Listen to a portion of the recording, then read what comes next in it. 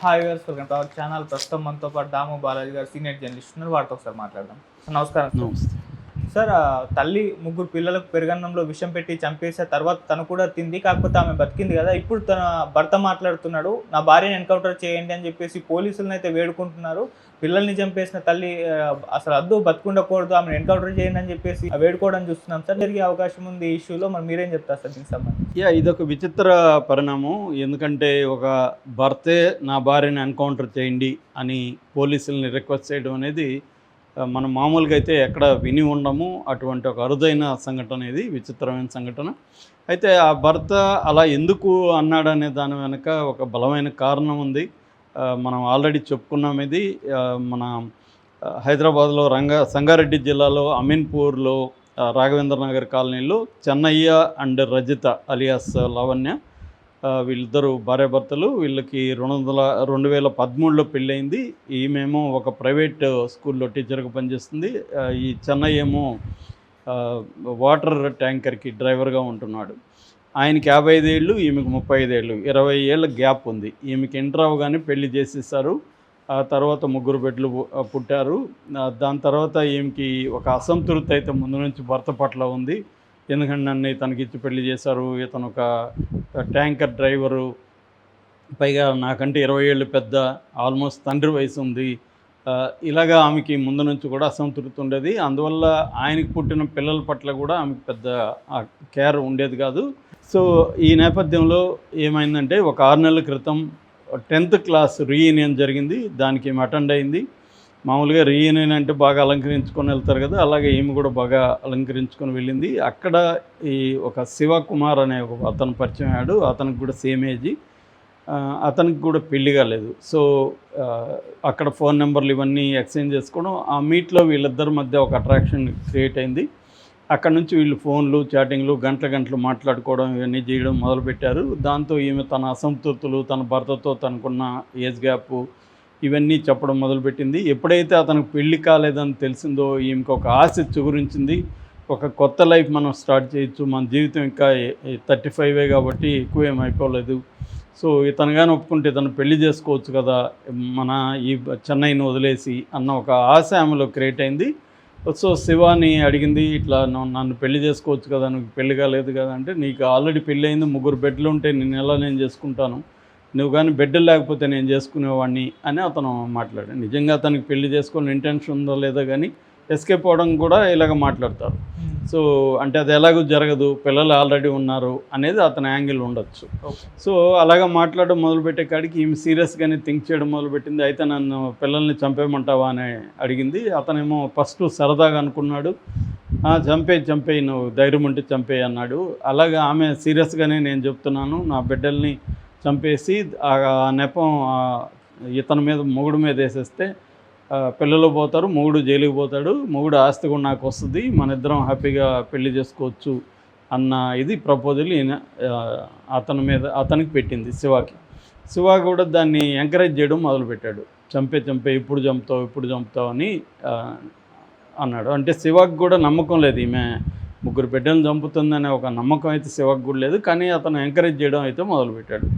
ఈమె కూడా దాంతో ఆ మైండ్ సెట్ అంతా ఏమో ఆల్రెడీ మొగుడంటే ఇష్టం లేదు, పిల్లలు కూడా అతనికి పుట్టిన పిల్లలు అంటే కూడా ఇష్టం లేదు. దాంతో ఆమె ఏం ప్లాన్ చేసుకుందంటే చంపేద్దామని డిసైడ్ అయింది. దాంతో డిస్కస్ చేసింది ఎలా చంపాలి ఏంటని. దాంతో ఈ శివ అనే ప్లాన్ ఇచ్చాడు.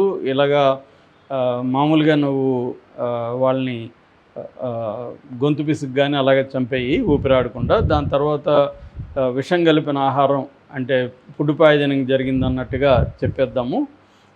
అతనికి ఆ ఫుడ్ పెట్టకు, పెరుగన్నం అతనికి పెట్టకు, పెరుగన్నంలో తిని వీళ్ళు చనిపోయినారని చెప్పు, నువ్వు కూడా పెరుగన్నం తిని నీకు ఇబ్బంది అయింది అని చెప్తే అప్పుడు పోలీసులకి ఆటోమేటిక్గా అతని మీద డౌట్ వస్తుంది. ఎందుకంటే అతను ఎందుకు తినలేదు పెరుగన్నం, వీళ్ళు 4గురికి ఎందుకు పెట్టాడు అన్న డౌట్ వాళ్ళకి అతని మీద వస్తుంది. దాంతో అతన్ని అరెస్ట్ చేస్తారు, మనం సేఫ్ అనేది ఇతను ప్లాన్ ఇచ్చాడు.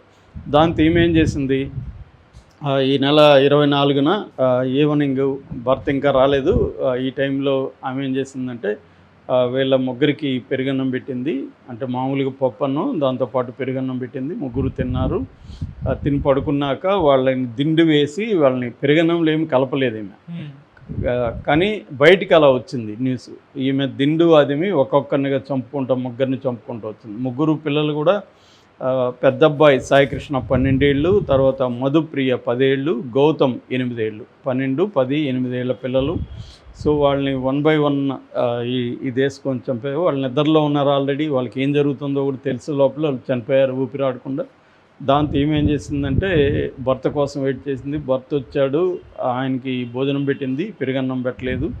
సో చేసేసి 11 గంటలకు ఆ ప్రాంతంలో అతను మళ్ళీ బయటికి వెళ్ళిపోయాడు. బయటికి వెళ్ళి అంటే తనకేదో వాటర్ ట్యాంక్ ఇది చేయాల్సి వచ్చింది, డ్రైవ్ చేయాల్సి వచ్చింది. దాంట్లో వెళ్ళిపోయాడు. వెళ్ళిపోయి 2:00, 1:30 అట్లా టైంలో వచ్చాడు.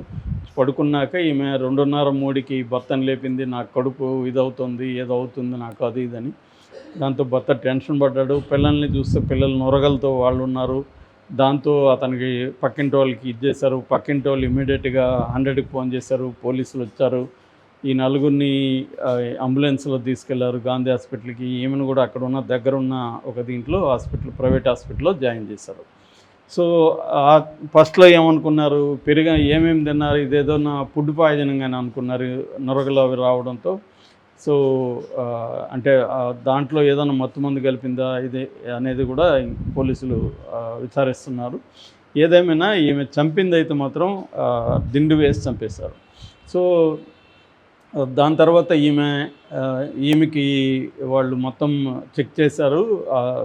కొన్ని టెస్టులు చేస్తే ఈమె కడుపులో ఏమీ లేదు, నొరగ అంటే బయట నొరగ కానీ లేకపోతే మత్తు మందులు కానీ ఏమీ లేదు అని చెప్పింది. అట్లాగే పిల్లల పోస్ట్ మార్టం కూడా అయినాక వాళ్ళు సఫికేషన్తోనే చనిపోయారు, గాలాడక చనిపోయినారు అనేది అక్కడ తేలింది. దాంతో ఫస్ట్ అయితే పోలీసులకి ఈయన మీద డౌట్ వచ్చింది. నువ్వెందుకు తినలేదు పెరుగన్నం అన్న పద్ధతిలో ఈయన మీద డౌట్ వచ్చింది. నేను ఫోన్లు తీసుకున్న వాళ్ళు పరిశీలించారు. దాని తర్వాత ఆమె మీద డౌట్ వచ్చింది. ఆమె ఫోన్లు తీసుకున్నారు. ఆమె ఫోన్లో శివాకి మెసేజ్లు ఇవన్నీ ఉన్నాయి. సో శివాని పట్టుకున్నారు, శివాని విచారించారు. దాంతో వీళ్ళిద్దరిని కొంత కొట్టినట్టుగా డౌట్ వచ్చేసరికి వీళ్ళు చెప్పకపోయేసరికి కొట్టారు. కొట్టిన తర్వాత దాంతో వీళ్ళు కన్ఫెస్ అయిపోయారు, మేమిద్దరమే కలిసే ఆ పిల్లల్ని చంపేస్తామని. ఈ ప్లాన్ అంతా ఇప్పుడు బయటికి తీశారు. సో పోలీసులు దీన్ని సమగ్రంగా విచారించి రంగారెడ్డి జిల్లా కోర్టులో వీళ్ళిద్దరిని ప్రవేశపెట్టారు. వీళ్ళిద్దరికీ 14 రోజులు రిమాండ్ ఉంది. ఇప్పుడు కస్టడీకి కూడా తీసుకునే పరిస్థితి అయితే కనిపిస్తుంది. ఈ క్రమంలో రంగారెడ్డి జిల్లా SP Paritosh Pankaj press meet పెట్టారు. ఈ ప్రెస్ మీట్లో డీటెయిల్గా ఇవన్నీ వివరించారు. పెరుగన్నం వల్ల చనిపోలేదు, వాళ్ళు ఇట్లా ముక్కుల్ని అదిమేసి ఆమె గాలి ఆడకుండా చేసి చంపేసిన దిండుతో అనేది చెప్పారు. దీనికి శివ కారణం, శివనే ఈ ఐడియా అంతా ఇచ్చారని. సో ఈ క్రమంలో ఇప్పుడు వాళ్ళ విలేజ్ కానీ ఆమెకు సంబంధించిన మెదక్పల్లి ఏదంటారో ఆమె విలేజ్ వాళ్ళందరూ కూడా ఆమెను చంపేయండి అని చెప్తున్నారు. మా ఊరికి చెడ్డ పేరు వచ్చింది, ఒక తల్లి తన కన్న బిడ్డల్ని ఇంత దారుణంగా చంపేస్తుందా, ఒకవేళ ఆమెకి ఏదైనా అఫైర్ ఉంటే ఈ పిల్లల్ని మొగుడిని వదిలేసి వెళ్ళిపోవచ్చు, కానీ ఆమె ఇంత పని చేసిందంటే దీని వెనక కుట్ర ఉందని భర్త చెన్నై ఏం ఆరోపిస్తున్నాడంటే ఈమె ఒక 6 నెలల నుంచి అంటే అక్కడికి వెళ్ళి వచ్చినప్పటి నుంచి మారింది, ఆమె ప్రవర్తనలో మార్పు వచ్చింది. గంటల ఫోన్లలో ఉంటుంది. నేను అడిగితే మా ఫ్రెండ్స్ కొత్తగా పరిచయం అయ్యారు కదా వాళ్ళందరికీ ఫోన్లు చేస్తున్నానని చెప్తుంది. తర్వాత నన్ను విసుక్కోవడం, చిన్న విషయానికి నన్ను విసుక్కోవడం, పిల్లల్ని కొట్టడం, ఇవన్నీ కూడా ఈ 6 నెలల్లో బాగా ఎక్కువైంది. అంటే ఆమెకి ఇన్ని రోజులు హోప్ లేకుండా తనతోనే ఇంకా జీవితాంతం మనకి ఇదే గతి అన్నట్టుగా ఉన్నింది. ఎప్పుడైతే శివ రూపంలో ఒక హోప్ వచ్చిందో ఆమెకి ఒక లిబరేషన్ దారి దొరికింది. ఈ ఫ్యామిలీలో ఆమెకి ఇంట్రెస్ట్ లేదు ముందు నుంచి కూడా. ఈయన 20 ఏళ్ళు అయిపోయింది, ఈయనతో ఏ రకంగా ఆమెకి శారీరక మానసిక సుఖాలు ఏమి లేవు. దాంతో ఆమెకి సఫికేషన్లో ఉంది ఆల్రెడీ, కానీ ఏమి చేయలేక ఉంది. శివ రూపంలో ఒక హోప్ క్రియేట్ అయింది ఆమెకి. శివ బాగున్నాడు, యాక్టివ్గా ఉన్నాడు, తనకి అన్ని రకాలుగా తనని క్యారింగ్ చేసుకుంటున్నాడు, ఒక ఎగ్జైట్మెంటు, ఒక అడ్వెంచరు శివతో ఉంది, ఇంట్లో ఏమీ లేదు. దాంతో ఏమేం చేసిందంటే చంపేద్దామని ఒక నిర్ణయానికి వచ్చింది. చాలామందికి ఆశ్చర్యం ఏంటంటే కన్న తల్లి ఎలా చంపగలదని. దీన్ని మనం మెటర్నల్ ఫిలిసైడ్ అంటారు ఇంగ్లీష్లో. మెటర్నల్ ఫిలిసైడ్ అనేది ప్రపంచవ్యాప్తంగా కూడా జరుగుతుంది. అంటే తల్లులే పిల్లల్ని చంపడం అనేది చాలా చోట్ల ఉంది. మొన్న కూడా నేను ఆ మధ్య ఒక సంఘటన విన్నా, అది మీడియాలో ఎక్కడ రాలేదు కానీ నాకు తెలిసిన ఒక ఫ్యామిలీలో ఒక తల్లి, చిన్న బిడ్డ, మరి ఆ బిడ్డ అయితే ఆ బిడ్డ ఆమెకి ఇష్టం లేదు, మొగుడితో సంసారం ఇష్టం లేదు, బిడ్డని కనుక్కోవడం ఇష్టం లేదు, బిడ్డని కనాల్సి వచ్చింది. దాని తర్వాత ఆమె ఫేస్బుక్లో కాకినాడలో ఒక అతనితో పరిచయం అయింది. ఆ పరిచయం అయినాక వాడు రమ్మన్నాడు, ఈమె ఆ బిడ్డని బయటపడేసి వెళ్ళిపోయింది. అందరూ షాక్ అయ్యారు, అంత చిన్న బిడ్డని ఎలా పడేసింది అంటే మనకి మాతృత్వం, ఈ మదర్హుడ్ అనే కాన్సెప్ట్ మనం ఒక ఇండియాలో దాన్ని ఒక సాక్రెడ్, ఇది మాతృత్వం అంటే గొప్ప వరం, ఇవన్నీ ఒక మిత్ క్రియేట్ చేస్తారు. నిజానికి అదేం ఉండదు. అది క్రియేట్ చేసి ఏం చేస్తారంటే వీళ్ళ మీద ఒక రుద్దుతారు. వీళ్ళకేమో సఫికేషన్ ఉంటుంది, ఆ పిల్లలు ఇష్టం ఉండకపోవచ్చు, వీళ్ళకి మొగుడు ఇష్టం ఉండకపోవచ్చు. ఈ సఫికేషన్లోంచి వీళ్ళు మెల్లమెల్లగా ఒక లాంగ్ టర్మ్ డిప్రెషన్ నుంచి ఒక సైకిక్గా మారిపోతారు. దాంతో లిబరేషన్ అనేది ఇంపార్టెంట్, వీళ్ళకి ఫ్రీడమ్ అనేది ఇంపార్టెంట్. దానికోసం ఎవరు అడ్డొచ్చినా చంపేద్దామనే స్థాయిలోకి వెళ్ళిపోతారు. ఈ మైండ్ సెట్ కూడా అలా వెళ్ళిపోయినట్టుగానే మనకు అర్థమవుతుంది. అయితే పోలీసులు కానీ జైల్లో కానీ చెప్తున్నది ఏమంటే ఈమెలో ఏ రకమైన పశ్చాత్తాపం కనబడలేదు. శివాలా కనిపిస్తుంది. శివ నేను అనవసరంగా ఈ ఎఫ్ఐఆర్లోకి వెళ్ళి నేను నా జీవితాన్ని నాశనం చేసుకున్నాననే శివాలాకు ఉంది, కానీ ఈమెలో ఏ రకంగా కన్నబిడ్డలు నేను చంపేశానే అన్న ఒక పశ్చాత్తాపం అయితే లేదు. ఇప్పుడు ఆ భర్త మాత్రమే అంటే పిల్లల తండ్రి చెన్నై మాత్రం ఏడుస్తున్నాడు, నన్ను చంపేసి ఉండొచ్చు కదా, పిల్లల్ని వదిలేసి ఉండొచ్చు కదా అని, నా ఆస్తి కోసమే ఈ పని చేసింది, లేదంటే మామూలుగా వదిలేసి వెళ్ళిపోయి ఉండొచ్చు ఆమె. ఎందుకు వెళ్ళలేదంటే ఇలా చేస్తే పిల్లలు చనిపోయి నేను కూడా జైలుకి వెళ్తే ఆస్తి వస్తుందని నా ఆస్తి డాక్యుమెంట్స్ కూడా తీసుకెళ్ళి ఆల్రెడీ శివాకి ఇచ్చేసింది, ఇందుకోసమే చేసిందని